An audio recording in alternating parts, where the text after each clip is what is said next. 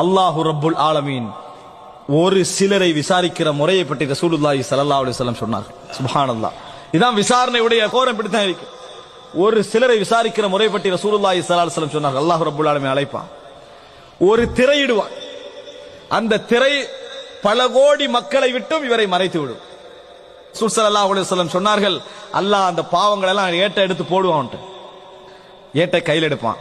இந்த பாவம் உனக்கு ஞாபகம் இருக்கிறதா? சுப்ஹானல்லாஹ். அல்லாஹ்வுடைய விசாரணை நினைச்சு பாருங்க. அல்லாஹ் கேட்டுக்கொண்ட ரசூலுல்லாஹ் சொல்றாங்க, என்ன பதில் சொல்வார் தெரியுமா? இறைவா தெரியும், ஏற்றுக்கொள். ஒவ்வொரு பாவமா சொல்லி சொல்லி அவனை ஏற்றுக்கொள்ள வைப்பான்ல. ஞாபகம் இருக்கிறதா, ஞாபகம் இருக்கிறதா, ஞாபகம் இருக்கிறதா, ஏற்றுக்கொள்கிறாயா, ஏற்றுக்கொள்கிறா என்று சொல்லிட்டே வருவான்.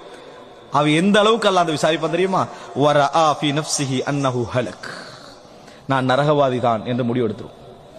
நான் நரகவாதி தான், நான் நரகத்துக்குரியவன் தான் என்கின்ற முடிவுக்கு அவன் என்ன செஞ்சிருவான்? போய்விடுவான். அந்த நேரத்தில் அல்லாஹு தஆலா சொல்வான், சதர்துஹா அலைக ஃபித் துன்யா. உலகத்திலேயே நான் உனக்கு இந்த பாவங்களை மறைத்தேன், மக்களை விட்டு உன்னை என்ன செஞ்சிட்டேன்? மூடிவிட்டேன். வ அன அக்ஃபிருஹா லக்கல் யௌம். இன்றைய தினமும் நான் என்ன செய்கிறேன்? இந்த பாவங்களை உனக்காக நான் மன்னித்து விடுகிறேன், மறைத்து விடுகிறேன். சொர்க்கத்துக்கு போன அல்லாஹு தஆலா சொல்லி விடுவான். இந்த பாவம் இனி உலகத்துல எவருக்கும் தெரிய வராது, உலகத்துல யாருக்கும் போகாது.